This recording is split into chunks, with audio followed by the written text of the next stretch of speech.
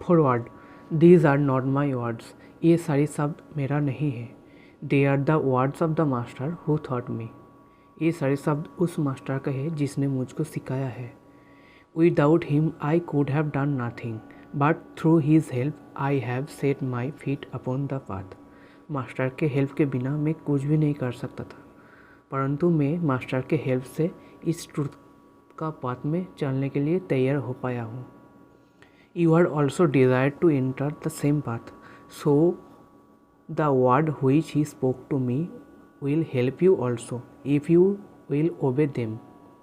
इसलिए जो भी शब्द उन्होंने मुझको कहा है वो सारे शब्द आपको भी बहुत काम में आ सकता है, अगर आप ये डिज़ायर करते हो जो आप भी इस ट्रुथ के पाथ पे चलने के लिए तैयार करना चाहते हो खुद को। It is not enough to say that they are true and beautiful. Master का जो भी शब्द है वो ट्रू एंड ब्यूटीफुल से भी बहुत ज़्यादा कुछ है। A man who wishes to succeed must do exactly what is said. যদি একজন মানুষ সাকসিড होते चाहे स्पिरिचुअल पाथ पे चलने के लिए, उसको वो ही कुछ करना पड़ेगा, मास्टर जो भी कुछ उसको करने के लिए बोलेगा। To look at foods and say that it is good will not satisfy a starving man. अगर एक क्षुधार्त मैन कोई फूड को देखे और बोले ये फूड बहुत टेस्टी है, उसको फूड को देखने से या फूड के बारे में टेस्टी बोलने से उसका जो खुदा है वो मिट नहीं जाएगा। He must put fourth his hand and eat. उसको खाने के पास जाना पड़ेगा और खाना शुरू करना पड़ेगा। So the here the master's word is not enough, you must do what he says. इसलिए यहाँ पर मास्टर जो भी बोला जा रहा है हम लोगों को करने के लिए वो सुनना ही ज़रूरी नहीं है। जो भी मास्टर बोलेगा करने के लिए हम लोगों को वो सब करना पड़ेगा। Attending to every words, taking every hints. If a hint is not taken, if a word is missed, it is lost for ever, for he does not speak twice. तो मास्टर जो भी हिंट हम लोगों को देगा उसके word के through वो सारे हिंट हम लोगों को समझना पड़ेगा। अगर कोई भी हिंट हम लोगों के छूट जाता है तो फिर उसका वर्ड का जो इनर मीनिंग है वो भी छूट जाएगा और वो मीनिंग लॉस्ट फॉरएवर हो जाएगा हम लोगों के लिए। बिकॉज मास्टर एक बात दोबारा नहीं कहेंगे हम लोगों को, इसलिए हम लोगों को वो सारे बात और उसका इनर मीनिंग सही से समझना पड़ेगा।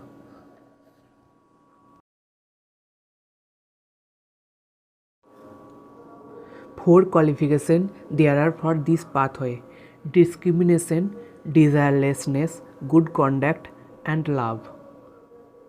मतलब 4 तरह की क्वालिफिकेशन आपको ज़रूरत है इस ट्रूथ के पाथ पे चलने के लिए। पहला है भेदभाव, दूसरा है इच्छाहीनता, तीसरा है good behaviour and fourth number पर है लव यानी कि fair. What the master had said to me on each of this I shall try to tell you. Master जो भी हमको कहा है इन 4 क्वालिटी के बारे में मैं ट्राई करूँगा आप लोगों को भी वो मीनिंग बताने को।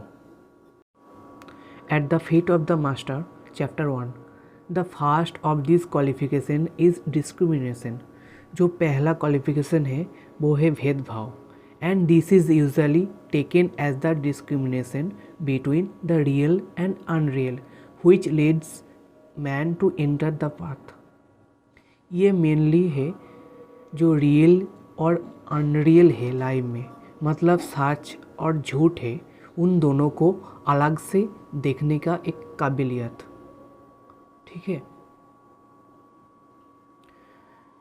It is this but it is also much more. It शुधुमात्र रियल एंड अनरियल को अलग तरीके से देखने का ही नहीं, और भी बहुत कुछ है। It is to be practised not only at the beginning of the path but at every step of it every day until the end. ये जो रियल और अनरियल को देखने का जो भी प्रैक्टिस है ये आप लोगों को करना पड़ेगा। नॉट ओनली आप लोग जब ट्रूथ के पाथ में इंटर करना चाहते हो, मतलब स्पिरिचुअल पाथ में इंटर करना चाहते हो, सिर्फ तब नहीं, तब से शुरू करने के बाद आपको हर दिन हर एक मोमेंट आपको अपना डेथ के पहले तक इस प्रैक्टिस को करना पड़ेगा, जो कि है रियल एंड अनरियल को अलग तरीके से देखना, जो सच और झूठ है उसको देखना। You enter the path because you have learned that on it alone can be found those things which are worth gaining। तुम ये सच का जो पाथ है उसमें आए हो ये समझने के बाद, जो कि है तुमको ये समझ में आया है कि तुम अकेला ही इस पाथ पे चल सकते हो, जो कि एक ट्रूथ का पाथ है और जो पाथ एक्चुअली चलने लायक है, क्योंकि जो ट्रूथ का पाथ है उसके बिना जितने भी मटेरियल पाथ एग्जिस्ट करते हैं वो चलने लायक है नहीं, और ये तुम खुद समझ चुके हो। और इस ट्रूथ के पाथ पे तुम अकेला ही चल सकते हो, ये भी तुम क्लियरली समझ चुके हो। Men who don't know work to gain wealth and power, but these are at most for one life only and therefore unreal। जो भी इंसान को ये सब पता नहीं है वो लोग वेल्थ एंड पावर को गेन करने के लिए पूरा लाइफ काम करते रहते हैं, और फिर जब उनका लाइफ का द एंड होता है फिर जो भी चीज़ के लिए वो लोग काम कर चुके हैं उन लोगों को समझ आता है वो सब रियल नहीं था। There are greater things than this things which are real and lasting. तो फिर ये जो भी मटेरियल चीज़ है, वेल्थ एंड पावर, इन सब से ऊपर भी कुछ ग्रेट चीज़ें हैं जो कि एक्चुअली रियल है एंड लास्टिंग है, एवरलास्टिंग है।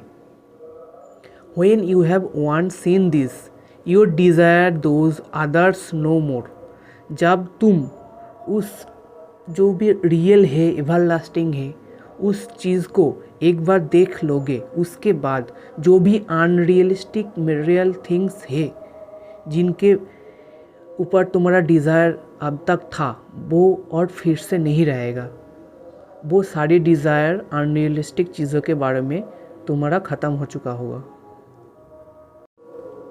In all the world there are only two kinds of people, those who know and those who don't know।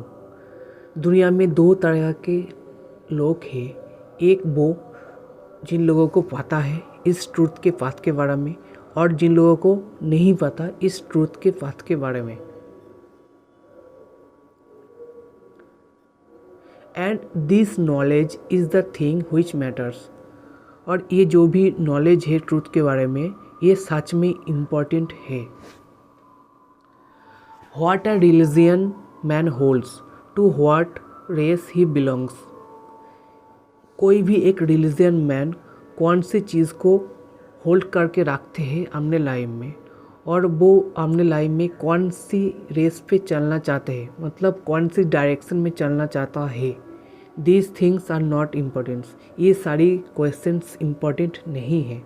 The really important thing is this knowledge, the knowledge of God's plan for man.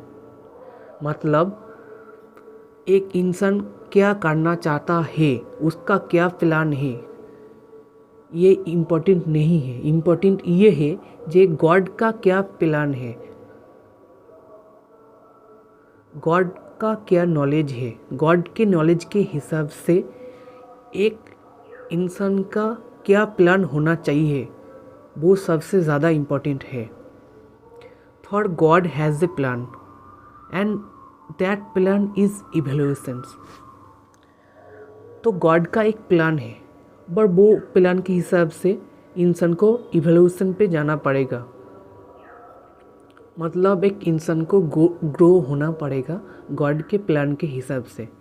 When once a man has seen that and really knows it, he can't help working for it and making himself one with it, because it is so glorious, so beautiful. जब एक इंसान को God के plan के बारे में पता चलता है और उसको ये समझ आता है ये कितना इम्पोर्टेंट है, तब वो खुद को रोक नहीं पाता उस गॉड के प्लान के हिसाब से खुद को काम करने में, और वो उस गॉड के प्लान के हिसाब से काम करने लग जाता है, क्योंकि उसको ये भी दिख जाता है ये जो पाथ है, ट्रूथ का पाथ है, गॉड का नॉलेज का पाथ है, गॉड का प्लान के हिसाब से जो पाथ गॉड ने क्रिएट किया है वो बहुत ही ज़्यादा ग्लोरियस एंड ब्यूटीफुल है। So because he knows he is on God's side, standing for goods and resisting evil, working for evolutions, not for selfishness. যেহেতু সে এবার জেনে গেছে क्योंकि वो गॉड के साइड से ग्रो कर रहे हैं एंड स्टैंडिंग फॉर गुड्स, अच्छी चीज़ों के लिए वो अवेलेबल है, अच्छी चीज़ों के प्रति वो स्टैंड है, और जो भी एविल चीज़ है उनको वो सारी चीज़ को वो रेजिस्ट करना चाहते हैं अपने लाइफ से, एंड वर्किंग फॉर इवोल्यूशन, और ग्रो होने के लिए वो काम करना चाहता है, not for selfishness,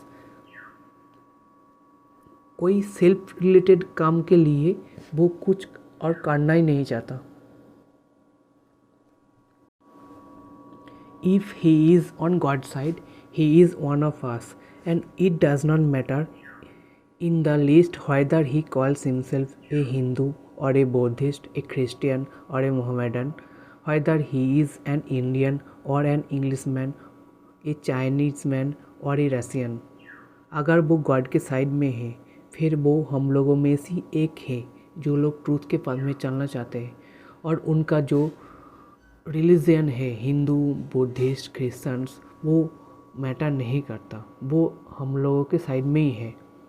Those who are on his side knows why they are here and what they should do, and they are trying to do it। इसलिए जो लोग भी ट्रूथ के साइड है, गॉड के प्लान के साइड है, वो लोगों को पता है उन लोगों को क्या करना चाहिए और क्या नहीं करना चाहिए, and they are trying to do it. तो उसी हिसाब से वो लोग काम करते रहते हैं। All the others don't yet know what they should do. तो जिन भी लोगों को गॉड के प्लान के बारे में नहीं पता, ट्रूथ के पाथ के बारे में नहीं पता, मतलब जो भी लोग डोंट नो में आते हैं वो उन लोगों को अभी कुछ भी नहीं पता। And so they often act foolishly and try to invent ways for themself which they thinks will be pleasant for themself. इसलिए वो लोग फुलिशली ऐसी बहुत सी चीज़ इन्वेंट करते रहते हैं, न्यू वेज इन्वेंट करते रहते हैं, जो सब उन लोगों को लगता है कि ये सब चीज़ इम्पोर्टेंट है, प्लेजेंटफुल है उन लोगों के लिए, ऐसी चीज़ उन लोग इन्वेंट करते रहते हैं। Not understanding that all are one, उन लोगों को ये समझ में नहीं आता ये सब एक ही है। That therefore only what the one will can never be really present for anyone. उन लोगों को ये समझ में नहीं आता जो भी चीज़ एक इंसान के विल के हिसाब से सही है, प्लेजेंटफुल है, वही चीज़ किसी और इंसान के हिसाब से प्लेजेंटफुल नहीं हो सकता। They are following the unreal instead of real, वो सब लोग अनरियल चीज़ों को फॉलो कर रहे हैं रियल चीज़ों को छोड़कर। Until they learn to distinguish between this two, उन लोगों को ये डिस्क्रिमिनेट करना पड़ेगा, मतलब भेदभाव अलग तरीके से देखना पड़ेगा कि कौन सी चीज़ रियल है और कौन सी चीज़ अनरियल है। They have not range themselves on God side, इसलिए वो लोग खुद को गॉड के साइड में नहीं पाते। So this discrimination is the first step. इसलिए जो डिस्क्रिमिनेशन है, भेदभाव है, रियल और अनरियल को अलग तरीके से देखना है लाइफ के हर एक मोमेंट में, यही है ट्रूथ का पाथ में चलने का पहला step. But even when the choice is made, you must still remember that of the real and unreal there are many varieties।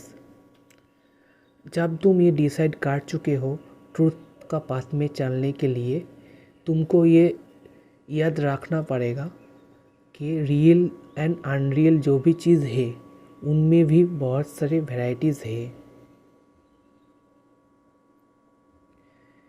And discrimination must still be made between rights and wrong and important and the unimportant। तो life के various stage पे real और unreal का बहुत सारा example हम लोगों को देखने को मिल जाएगा। तब भी हम लोगों को डिस्क्रिमिनेशन करना पड़ेगा जी, कौन सा चीज़ राइट है और कौन सा चीज़ रॉन्ग है, कौन सा चीज़ इम्पोर्टेंट है और कौन सा चीज़ इम्पोर्टेंट नहीं है, कौन सा चीज़ यूज़फुल है एवं कौन सा चीज़ यूज़फुल नहीं है, the true and the false, कौन सा सच है और कौन सा झूठ है, कौन सा सेल्फिश है और कौन सा अनसेल्फिश है। ऐसी हर चीज़ को हम लोगों को अपने रियल लाइफ में डिस्क्रिमिनेट करना पड़ेगा। Between the right and wrong it should not be difficult to choose. For those who wish to follow the master have already decided to take the right at all cost। जो भी सच और झूठ है उनमें से जो भी सच है उसको चूज़ करना খুব কঠিন কাজ নয় তাদের জন্য যারা অলরেডি ডিসাইড করেছে যে मास्टरेर पाथ में चलेगा, मतलब गॉड का जो प्लान है उसके हिसाब से चलेगा। उसके लिए उन लोगों को चाहे कोई भी कॉस्ट क्यों ना देना पड़े, वो लोग हमेशा मास्टर के पाथ में ही चलेगा और राइट थिंग्स को ही चूज़ करेगा at any cost. But the body and the man are two and the man's will not always what the body wishes. परंतु यहाँ पर जो इंसान है उनका बॉडी एंड माइंड दो अलग पर्सनालिटीज़ है, क्योंकि बहुत बार ऐसा देखा गया है जो कि उसका जो मेंटल बॉडी है मतलब माइंड है वो कुछ और चाहता है और उसका जो बॉडी है वो कुछ और चाहता है। इसलिए बॉडी और माइंड हमने अपने अलग अर्जेस डिज़ायर्स के हिसाब से काम करना चाहता है, ये आपको याद रखना पड़ेगा।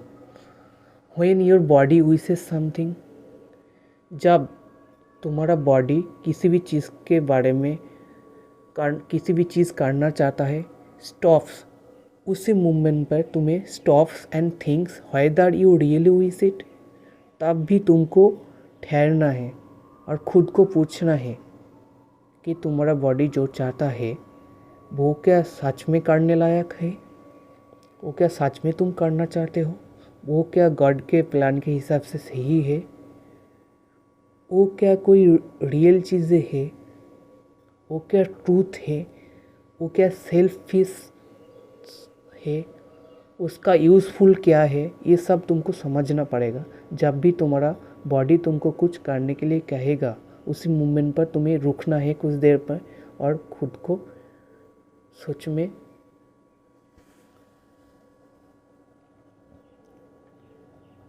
For you are God and you will only what God wills, but you must dig deep down into yourself to find the God within you। तुम गॉड के साइड में हो और गॉड के प्लान के हिसाब से ही काम करना चाहते हो,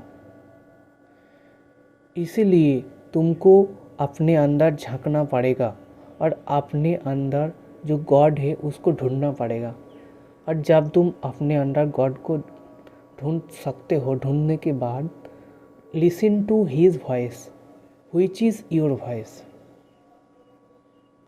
और तब जब आपको अपने अंदर गॉड मिल जाए, गॉड के साथ कनेक्ट करने के बाद गॉड का वॉइस आपको सुनने की कोशिश करना है और गॉड के साथ आपको कनेक्ट करना है,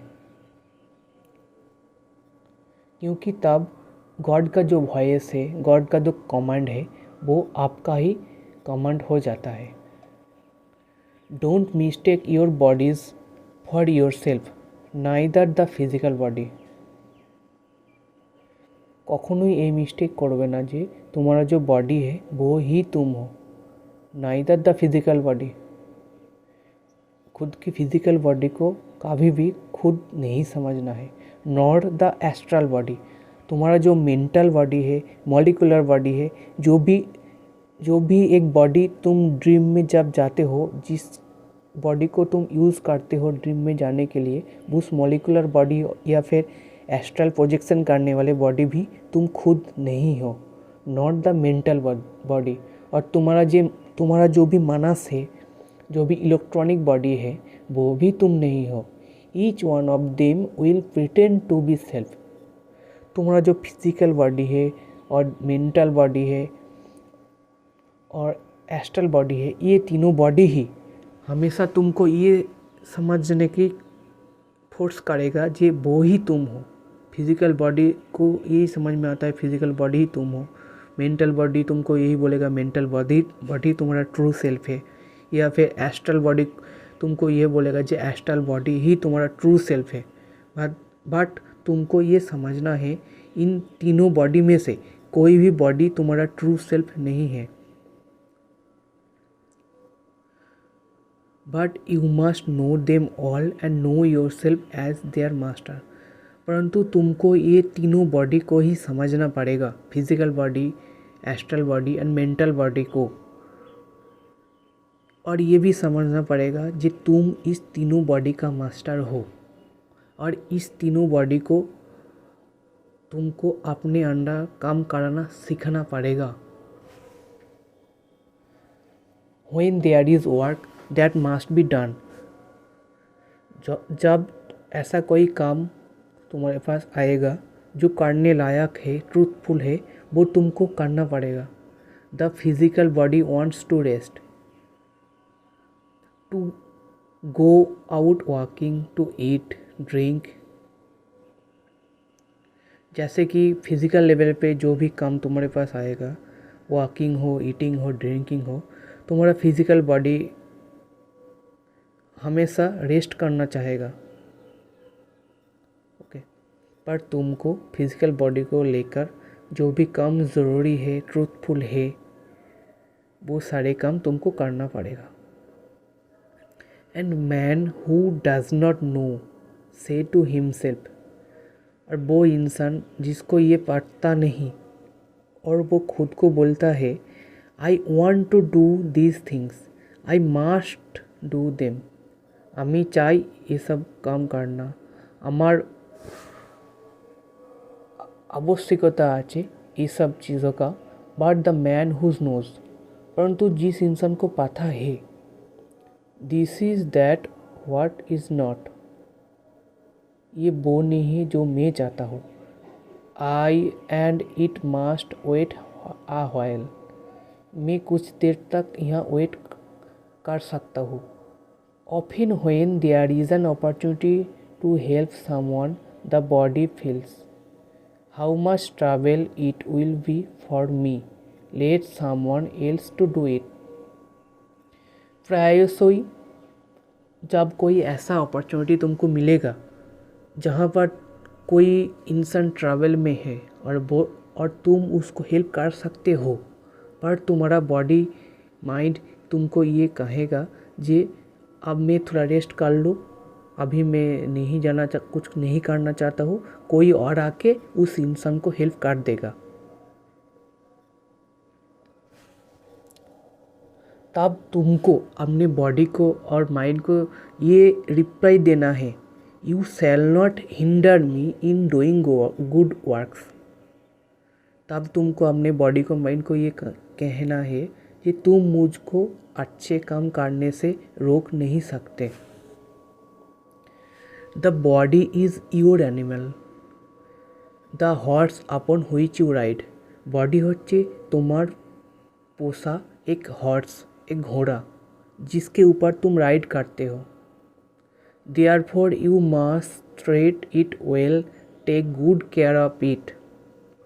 तो बॉडी अगर तुम्हारा कोई पेट है जिसके ऊपर तुम राइड करते हो, फिर तुमको तुम्हारा जो भी बॉडी है उसको अच्छी तरीके से केयर करना है, उसको सही चीज़ खिलाना है, पिलाना है। Okay, you must not overwork it.